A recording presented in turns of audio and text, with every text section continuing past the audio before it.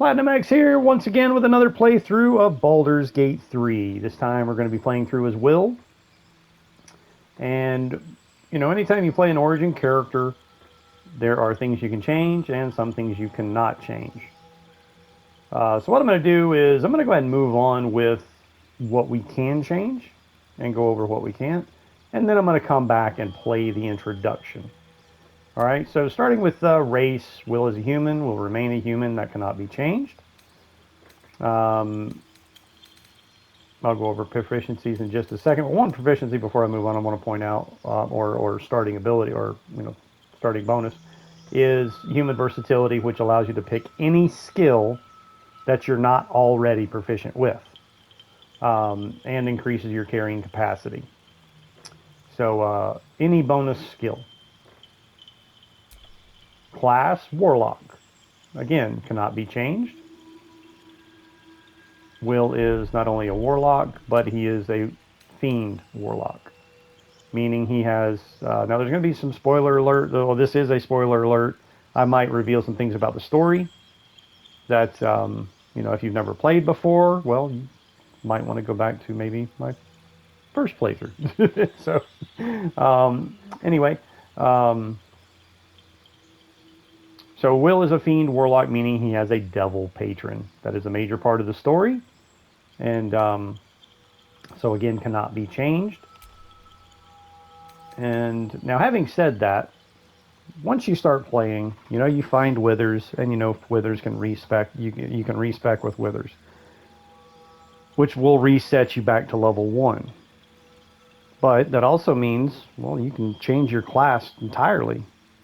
You're not just reset to level 1, but you can actually then, pick whatever class, you want to restart as.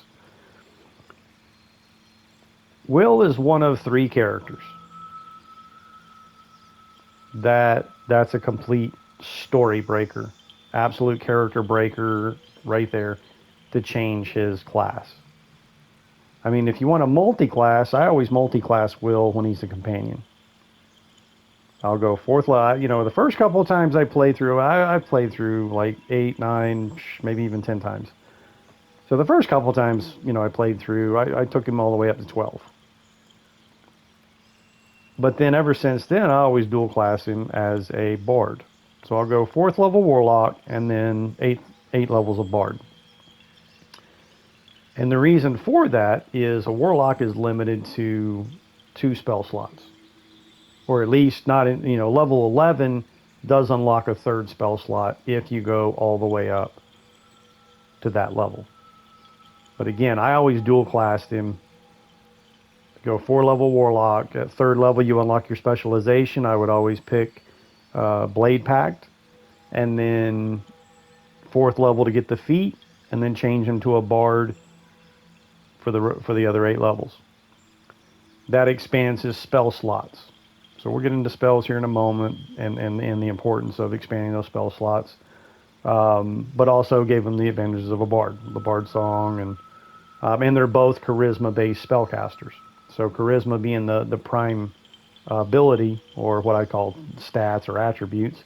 Charisma is the primary stat for both classes, warlock and bard. So I would always dual class him as a bard. Again, for the extra spell slots and actually choice of spells too. The bard's got some unique spells, just like the warlock has some unique spells. So it's an interesting combination.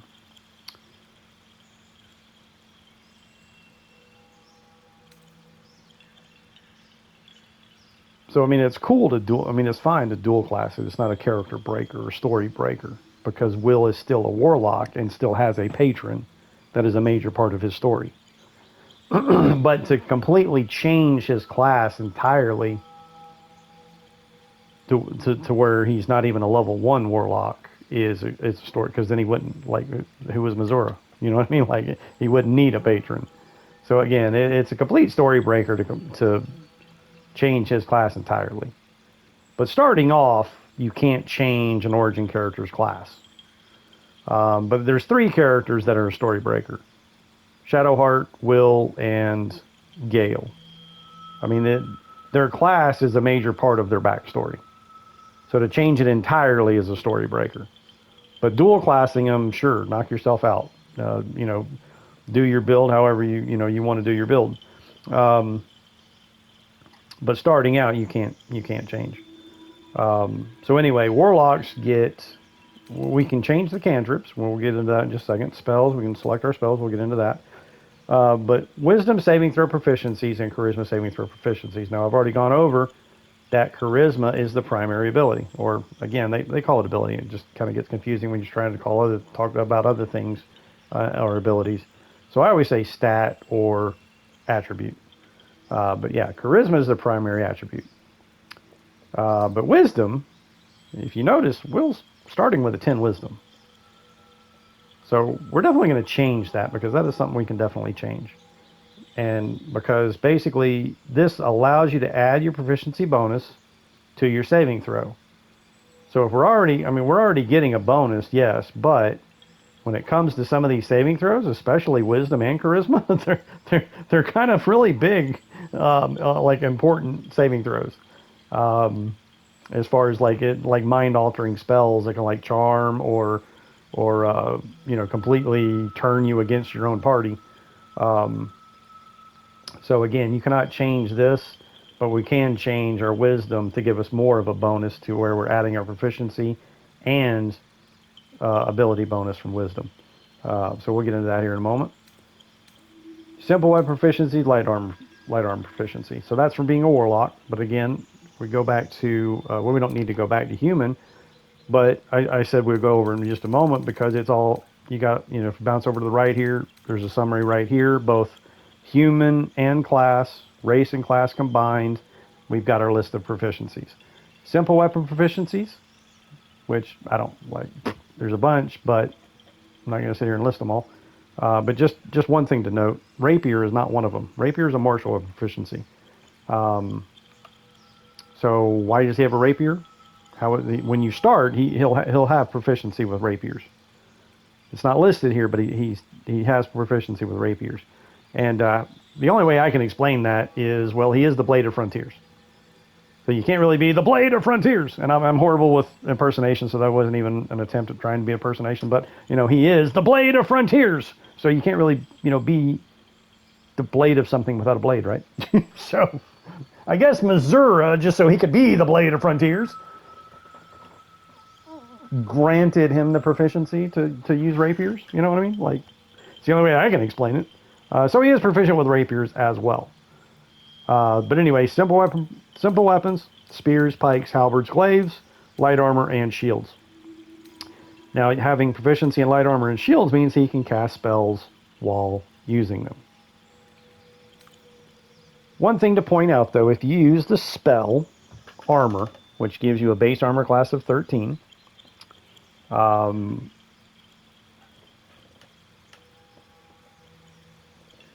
the way the spell is worded is while not wearing armor. So you cast armor, you've got a 13 armor class, and then you go put a shield on. Well, the shield is considered armor, so it will cancel the spell. You cannot use armor spell with shields. So just a heads up there. It will cancel the spell. So, but light, if he's wearing light armor and using a shield, which that right there, it's the same armor class 13. So you don't even really need to worry about using the armor spell. There is an option through Warlock as you level up. There's an option to where you can cast it without even taking a spell slot. So you can always have it on and not have to worry about light armor or shields. That way you can maybe use other things. But that's however you determine to build, play your build. But for the purpose of this right here, like I'm just pointing out that he can wear light armor and use shields and still cast spells. But let's say, he's got all these two-handed weapon proficiencies. So let's say he wants to use a halberd. Well, you can't hold a shield using a halberd. So maybe in that case, instead of using light armor and shield, maybe you do would want to cast, an armor spell and have a 13 armor class. But anyway, enough about that. Let's move on. Cantrips. We certainly can change our cantrips, but Eldritch Blast is not one that you want to change. This is an amazing spell. And maybe one of the reasons warlocks are among the favored class. I say favored because they're not the most used class among the community, but they are like second or third. Like they are a very favored class and played by, well, again, quite a bit of the community. Again, second or third and most used class. So I'm not sure if it's Eldritch Blast or what. I mean, it's a combination of things really, because being a charisma-based spellcaster, like I don't even like doing a playthrough with a low charisma because of how charisma can change the course of an encounter through dialogue, and affect prices, buying and selling prices too. So I value a high charisma character. The first time I finished the game was actually with a bard. Not the first character I created. I said the first time I finished the game. The first character I created, I kind of stopped and didn't finish it on my first playthrough because once I got to the city, or at least I at the end of Act Two, before going to the city, I kind of took what I learned about the game to then just restart, after having learned, about, the game. But yeah, Bard was the first one that I finished the game with, because again, having a high charisma is a great thing, which is another point that makes this a great spell. Eldritch Blast. Let's go over Eldritch Blast. So 1 to 10 damage. Well, only two-handed weapons do this much or more damage. I mean, even versatile weapons that you can either use one-handed or two-handed only do this much damage if wielded two-handed. If you wield them one-handed, they only do 1d8. So again, amazing damage. At higher levels, you get additional bolts. It says right there, conjure 1. It calls them beams, but it's not really a beam. But anyway, conjures 1 beam of crackling energy. Well, at level 5, you'll get a second one.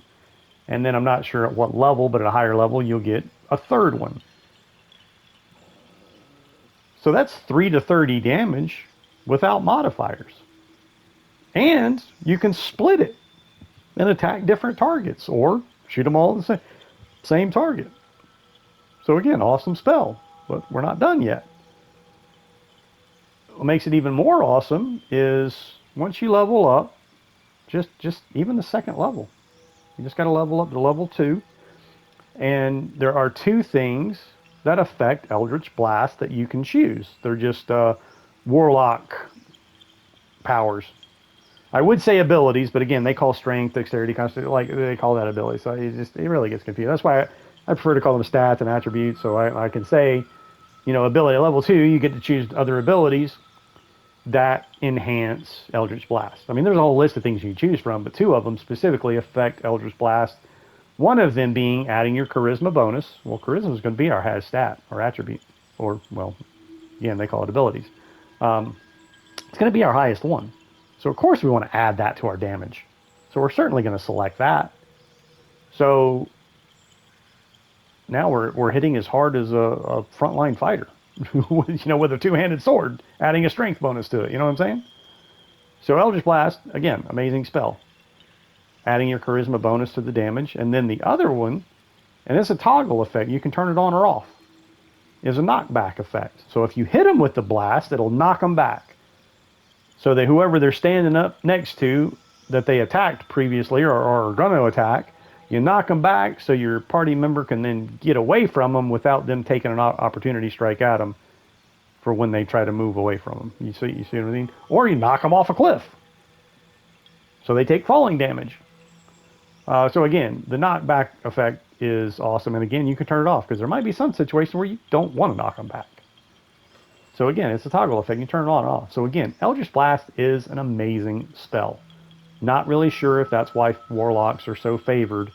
But again, it's probably a combination of things. Eldritch Blast is a warlock unique spell.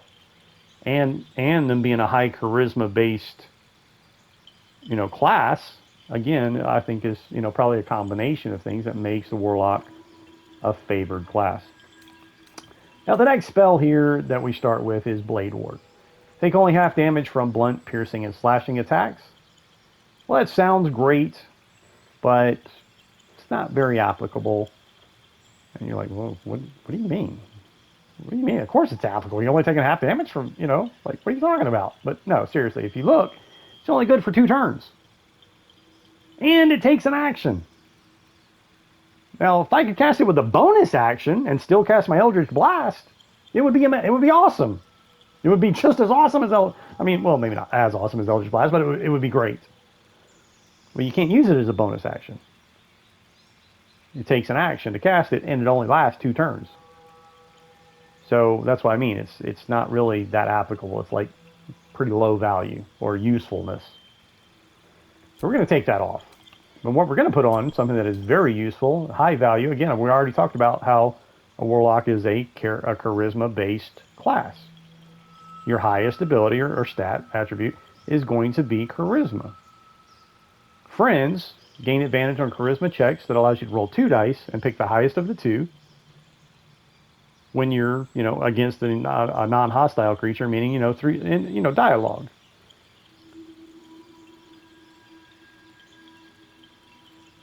Now, one thing to point out, though, if you read down there at the bottom, the higher difficulties, the target might accuse you of enchanting them, which that basically translates into, if you're on the higher difficulties of Tactician or Honor Mode, which this is a balanced playthrough. This is just for fun, just to show Will's perspective on the story. I've done Tactician more than once, done it a couple times, and I've done Honor Mode. I can say I've done Honor Mode a couple times too, because the first time I tried it, I got very far, like almost to the end of the game, and wiped. I was against Ball's Power Word Kill ritual that I didn't realize. I just wasn't paying attention. It was my own fault for just not paying attention to what was happening, because there was even a turn counter. I could have clicked on it to read it, and I just wasn't paying attention. Being on Honor Mode, there is no room for error. So it was my own fault. I didn't get to the caster before he completed that ritual. Instant party wipe. So yeah, I've actually done Honor Mode a couple times too. But again, I'm not doing it again. Like, been there, done that. I don't like it. It's more aggravating than fun. So it's just a balanced playthrough. I'm all for challenges. I mean, again, I've completed them. I've done them. I'm all for challenges. I love it. I love higher difficulties. Thing is, I just don't like the way this game makes the higher difficulty. Like what it is that makes it harder. Like basically it's a dice-based game. You're rolling dice for everything. And Honor Mode, you only get 1 save. There's no reloading. Tactician in both difficulties, the dice are stacked against you because you're either at a negative or your enemies has a bonuses. So in a dice-based game, for the dice to be stacked against you, it's like more aggravating than fun. So again, I've been there, done that. Not doing that. This is a balanced difficulty. But in those higher difficulties, what this translates to is when you cast something like Friends or Charm or something like that, when it wears off, take Brim, for example, and if I didn't talk about the spoiler alert earlier, again, spoiler alerts, something, part of the game. Brim, who's in the Zentarum hideout in Joaquin's Rest, or is it Joaquin? Yeah, I think that's the name of the place. He's a merchant. He's not just a merchant, though. He's somebody you can have a dialogue with regarding a painter that's a prisoner. And while in that dialogue, if you cast Friends on him or Charm, when that spell wears off on those harder difficulties, he's going to turn hostile toward you. And since you're in the Zentarum hideout, well, the whole place is going to turn hostile toward you. So just a heads up there, just something to keep in mind if you're playing those harder difficulties. Spells like this aren't as friendly. names friends, but not in that particular case. Sometimes it might be better just to not use them in those harder difficulties, because again, it can turn non-hostile encounters into hostile encounters, or even if it doesn't turn it hostile, I've seen where I accidentally cast it on somebody, a merchant. I think it was Damon in Baldur's Gate in the third act. I think I walked up to Damon and accidentally cast it on him, and it actually, when it wore off, it resulted in a negative attitude. So even though it didn't turn hostile, it still came out with a negative effect. So just keep that in mind if you're in those harder difficulties. But for right now, this is balanced difficulty. There's no negative effect to using it. So again, it's a great spell for charisma-based character. Well, I mean, it's a great spell, period. But definitely more useful than anything else listed down there. And again, you can pick more cantrips later. It's not these aren't going to be the only 2 cantrips the entire playthrough, unless we change to some other class before getting any more. But again, these are the most valuable 2 spells listed there, as far as I'm concerned. To me, to this playthrough, boom, those are the ones we're starting with. Ooh. Subclass, again, cannot change that. We're a fiend, Mazora is our patron, and a major part of the story. Again, big story breaker if you change that later. Spells, however, though, let's go ahead and just bounce over here to spells. Armor of Agathis, I kind of have the same view as Blade Ward. It's not very applicable. It's pretty low value. Gain 5 temporary hit points and deal 5 cold damage to any creature that hits you with a melee attack. Well, I don't plan on getting hit that many times with a melee attack. No, I mean, not really in the plan. But of course, the amount of damage that adds up to is not really going to, be worth the spell slot. Because again, you only get 2 spell slots.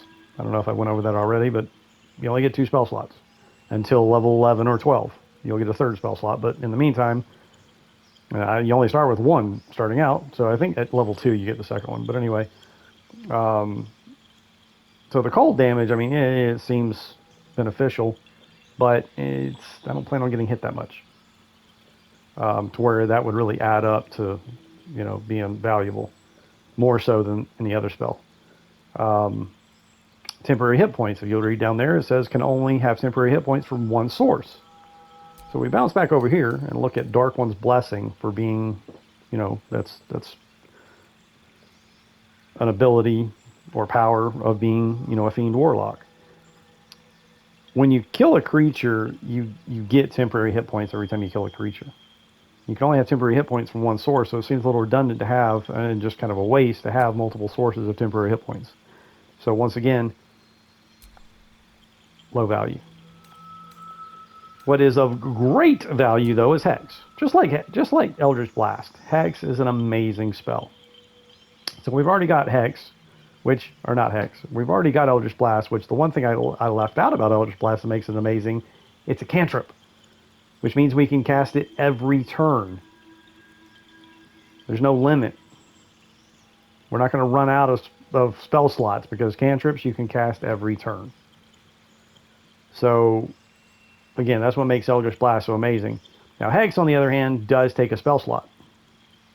But there are so many things that make this spell amazing. Number 1, it adds, or let me just read it, make your attacks deal an additional 1d6 damage to the target and give it disadvantage on ability of your choosing.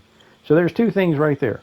It's going to add more damage, whether it be a spell or melee or range. I mean, it doesn't matter what the attack is. It could be a bow, it could be a weapon, it could be a spell. If you do damage to a hex target, you're going to deal an additional 1d6 damage. So there's number 1 right there, additional damage.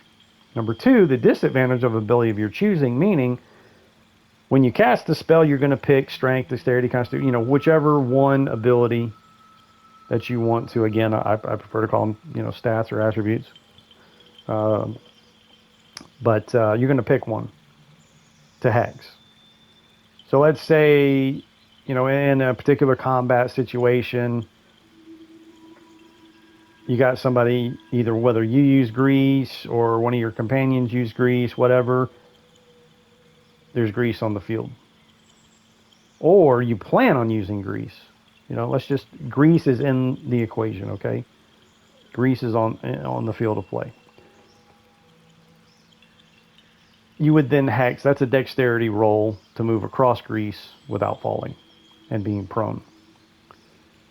So you would then hex their dexterity, giving them disadvantage when they roll that savings throw against that grease. That means they roll 2 dice and take the lower of the 2 numbers. So it's a higher chance of them falling prone while trying to move through the grease. That's just an example of that number 2. What that second point of being a great spell is, it gives your other spells a higher likelihood of being successful. And that's just talking about saving throws. But it could also be other ability checks as well. The other thing, number 3, if the target dies before the spell ends, you can hex a new creature without expending a spell slot. Now again, we've already talked about how limited the warlock is to spell slots. So it's great that once the first one dies, you can then recast it without spending an additional spell slot. Which means all you have to do, if you notice it is a concentration spell, all you have to do is maintain concentration. You can only have 1 concentration spell active.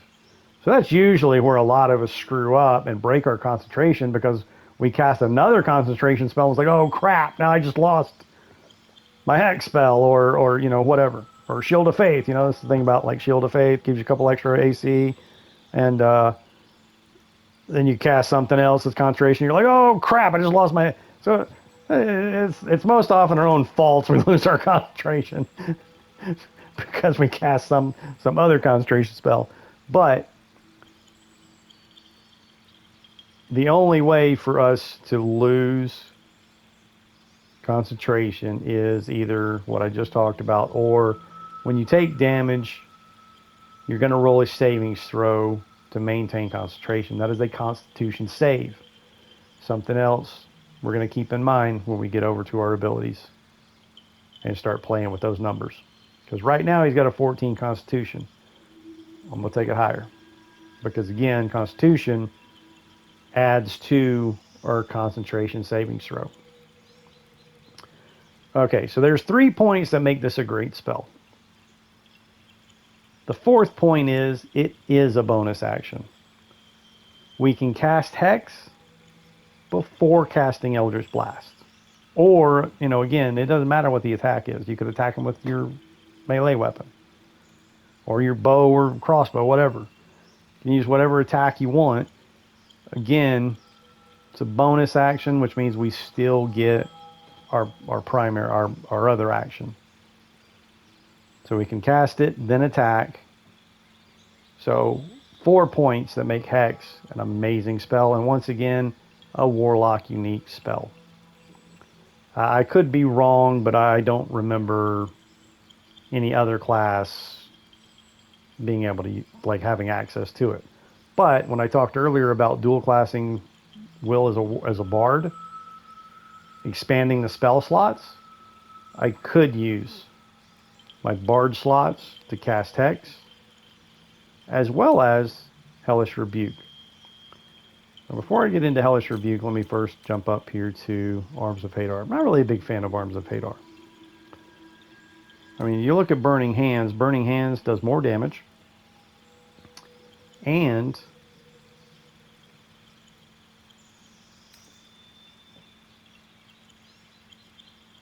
well, I'm not sure what the "and" part I was about to say, but it does more damage.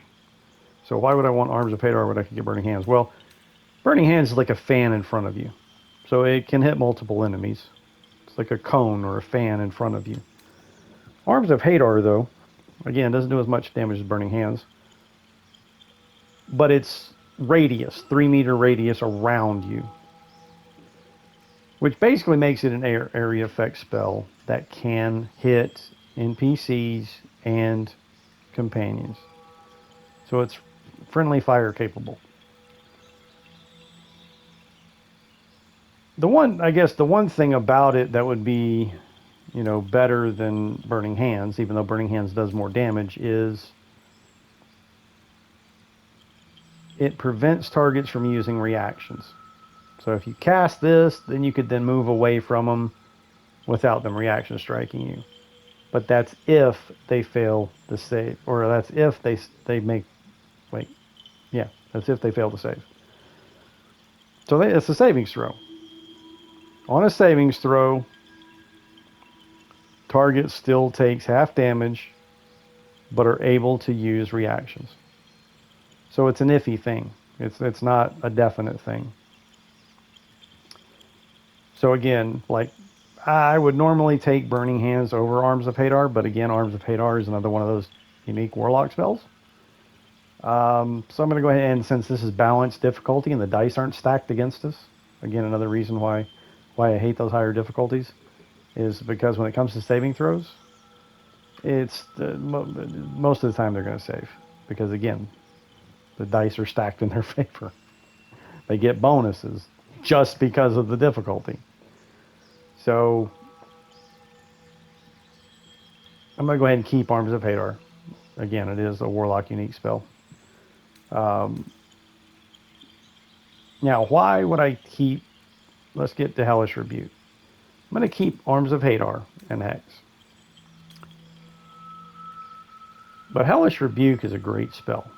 So when I dual class as a bard and get those extra spell slots, Hellish Rebuke becomes more useful.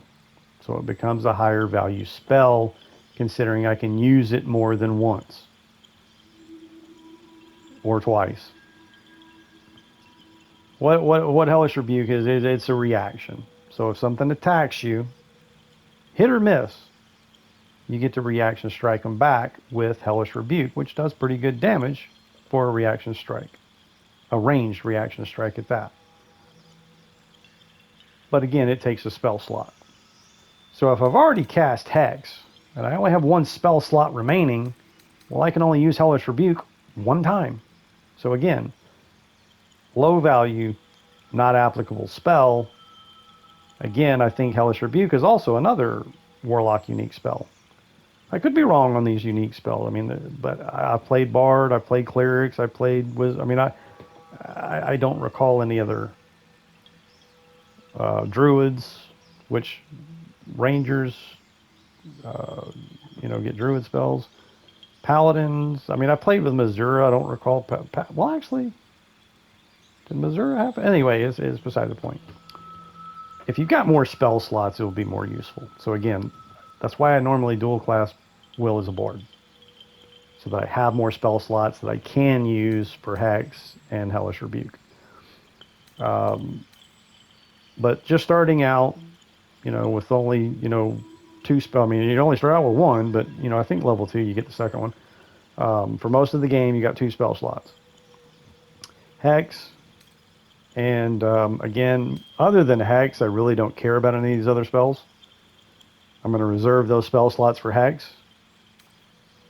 That's just, I'm keeping that one because it is Warlock specific, and maybe their need arises for me to cast it, hoping they fail their save and we'll strip them of their reaction.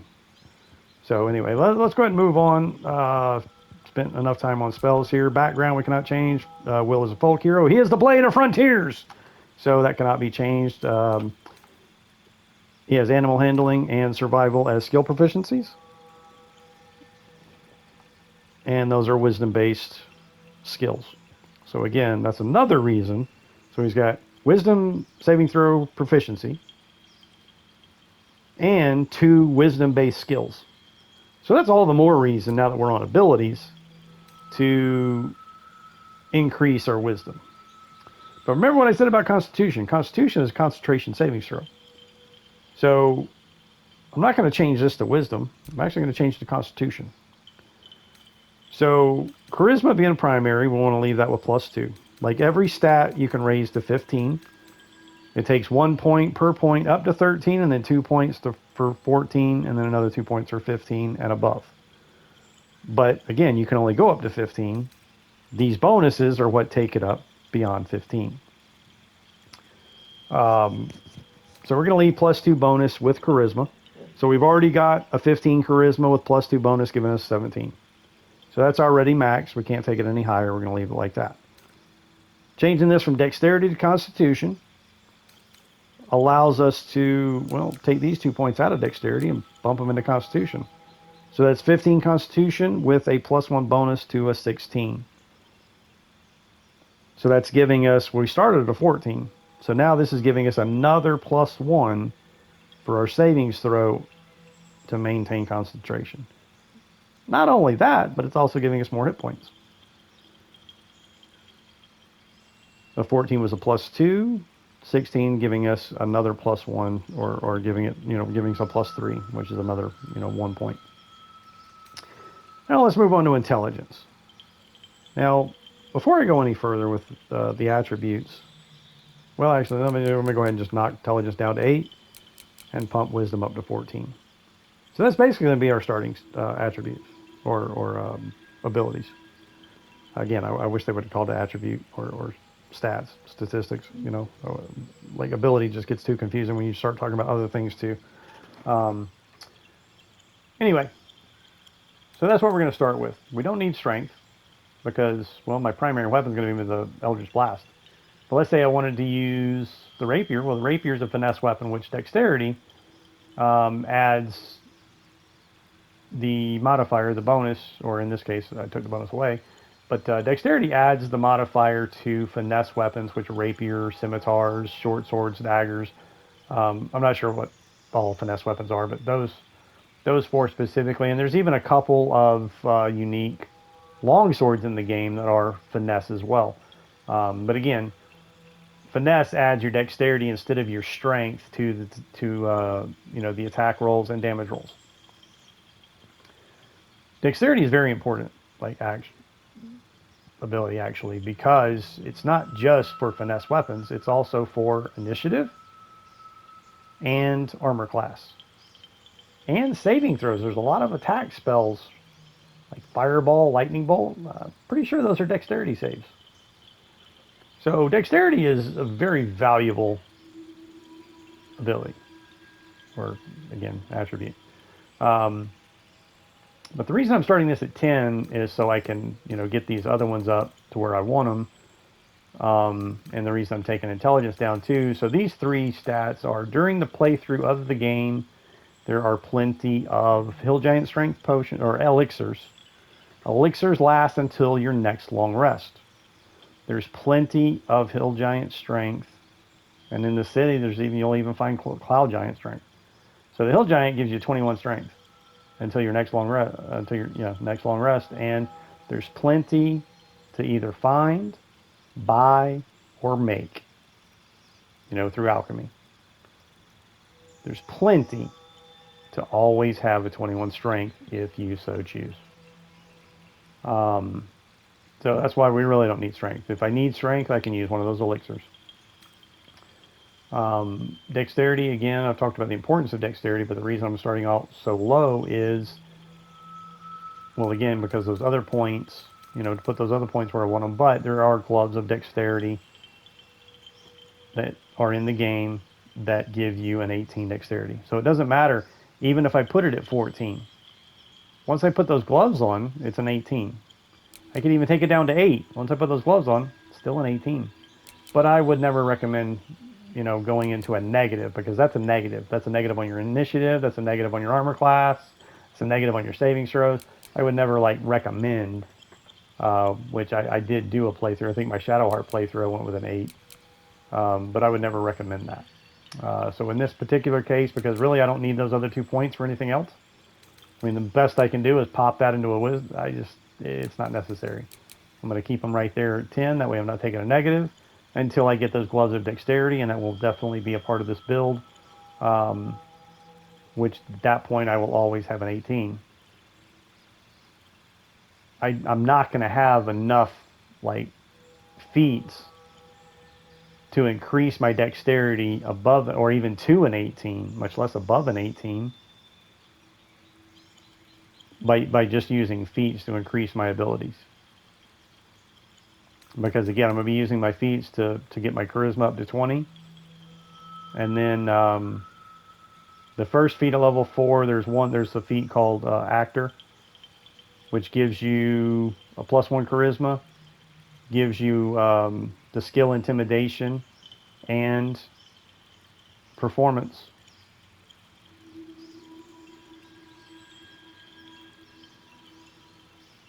Or there's another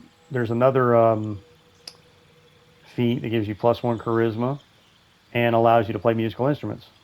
Doesn't give you the ability to like use bard song, but you can still use a musical instrument. Now it's kind of weird how it's two different feats. That one allows you to play the musical instruments, but the other one gives you the skill Performance. So that's kind of strange, but it just is what it is. So I'm going to pick one of those anyway to increase my charisma to 18. And then the next feat at level 8 to go ahead and take it all the way up to 20. And then I'll have another feat at level 12 that, well, not entirely sure what I'm going to do with it.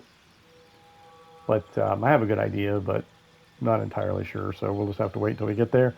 But in the meantime, if I so chose, I could always have a 21 strength. Once I get the gloves of dexterity, have an 18 dexterity, 16 constitution. There is, early in the game, I think it's called the Warped Crown of Intellect or something like that. It gives you 17 intelligence. It's actually worn by an ogre. So you kill that ogre, you take the crown, and you have 17 intelligence. Not that I'm going to need intelligence, but if I so chose, again, I'm just going over what I could have. 21, 18, 16, 17, 14, 17, or actually, eventually 20. Because again, this is where I'm going to be using my feat points. That's pretty impressive abilities. Pretty impressive stats, attributes. So that's the plan for this playthrough and build. Okay, so moving forward on to skills. Now, let me go ahead and just deselect. He starts with Arcana and Intimidation. Okay, so the reason I deselected those is just to show that every single skill, except for what you already have proficiency in, because his background is a folk hero, he already has animal handling, is why it's not available. And survival. So he already has those, is why they're not available here. But yeah, the human bonus skill is any skill. And when we go over here to our warlock skills, well, it's all of the intelligence skills. All of these are intelligence based. He had an Arcana starting out. All of these intelligence based skills are helpful, but not, actually required. I mean, it's not like, again, they're helpful, but not necessary. Like, you can do without them. But then the only other two they've got are Deception and Intimidation, which are charisma based. So we definitely want Intimidation. And I think I said Intimidation when I was talking about the feat Actor. Actor actually gives +1 charisma, and then you gain expertise in Deception and Performance. Now, expertise is different than proficiency. It basically, I think, gives you a double proficiency. Or in the case where if we're not already proficient with it, I guess it would just give us proficiency. Or actually, no, I take that back. It says here they do not stack. Expertise allows a creature to add double its proficiency bonus when making a corresponding ability check. While it is possible to have proficiency and expertise in a skill at the same time, they do not stack. So, having said that, it kind of would be a wasted skill to put one in Deception if Actor is... Now, I could go with the other one to where I would be able to play a musical instrument, but then I wouldn't have the skill, proficiency, and performance. So it's kind of dumb that they did that. Like, it seems like Performer is the name of the other feat.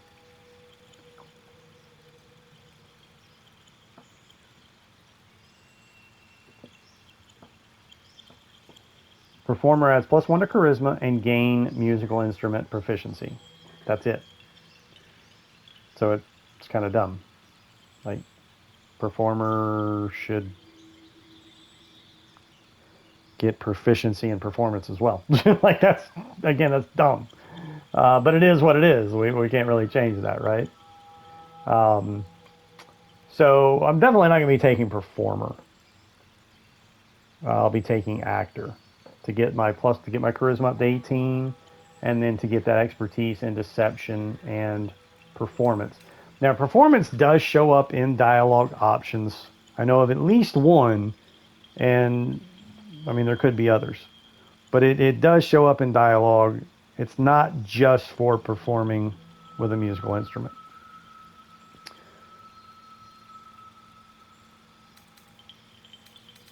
So I'm not going to take deception because I do plan on taking actor, which is normally what I would do, is put that other point in deception. But since this is pretty much how Wyll started, I'm just going to leave it. I'm going to leave him with Arcana because there's really nothing else to select.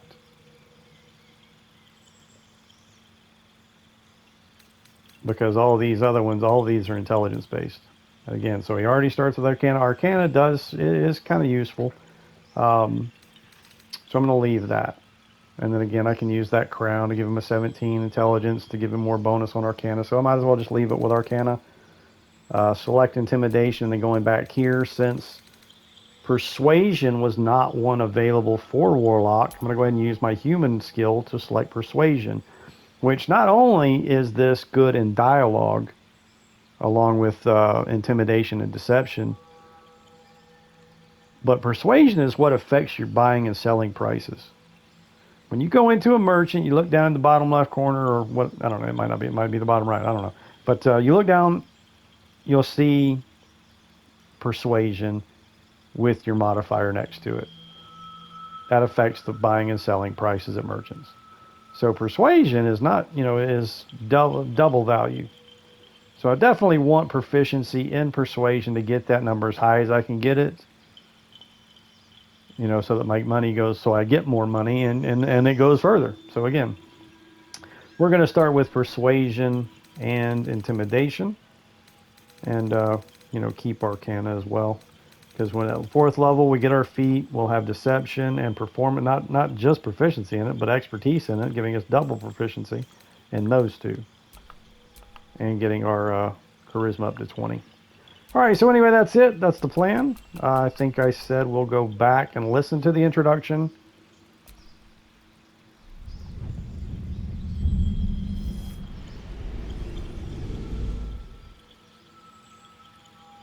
"7 years ago, I was exiled from Baldur's Gate, the city I call home. My name is Wyll, but the people of the Sword Coast call me the Blade of Frontiers, champion of the meek, defender of the innocent. The truth isn't quite so simple, but they're right about one thing. I hunt monsters, and I always catch my prey. My latest target is a devil, and I'm right on her tail. Once I'm through with her, she'll never escape the fires of the first hell." Okay, so Wyll is from Baldur's Gate. He said he was exiled 7 years ago. And again, I mentioned earlier, spoiler alert, so this is where I, talk about the story. Wyll being a fiend warlock, his patron is Missoura, devil, which, had something to do with him getting exiled. So, but for 7 years, I mean, after being exiled, basically, well, maybe even before being exiled, but again, he's known as the Blade of Frontiers. That's why he's a folk hero. That's why he's got a rapier on his back. Even though it's not showing his proficiency, he does have proficiency with it because he is the Blade of Frontiers. But he hunts monsters, and he always gets his prey. He's on the tail of the devil. And again, we all know who that devil is. Well, okay, unless you've never played. Again, spoiler alert. We all know that's Karlach. Karlach's not a devil, really. She's a tiefling that was sold into the service of the archdevil Zariel, the archdevil of the first plane of hell, Avernus. So, as far as he's concerned, though, he doesn't know that. He's hunting a devil. Her name is Karlak. He's close on her tail. And he always gets his prey. So that's kind of a big decision to make as far as this playthrough is concerned, is what to do with Karlak. Well, again, from the introduction there, from Wyll's perspective, she's a devil. And he always gets his prey. So we'll reveal that when we get there. But that is like at this point when we start the game. Now that we've done that, we can go ahead and start. Just make sure everything's not changed. Make sure everything is the way I said it.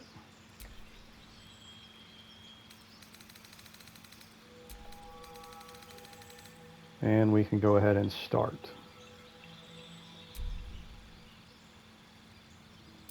I don't really, I always just keep the drow. I don't ever really mess with that. There was one time I did, a couple times maybe. But, you know, I'm not going to like play through the, well, I don't know.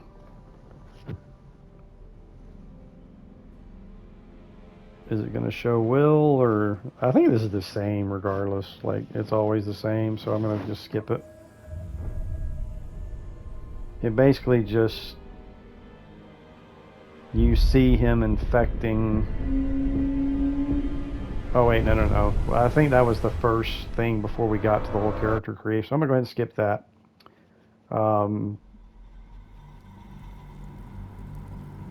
I've shown it in, I think, the Shadowheart playthrough. I played the whole thing through, so you've probably seen it. Or, all right, well, let's hear what he has to say now that we've started, and then I'm just gonna end this episode here. And I'm not gonna do a complete full playthrough, like post the whole playthrough. I'm just going to post things that are specific to Wyll's like perspective. Like, I'm not going to post every encounter. I've already done that. Go back to the first playthrough on Tactician difficulty.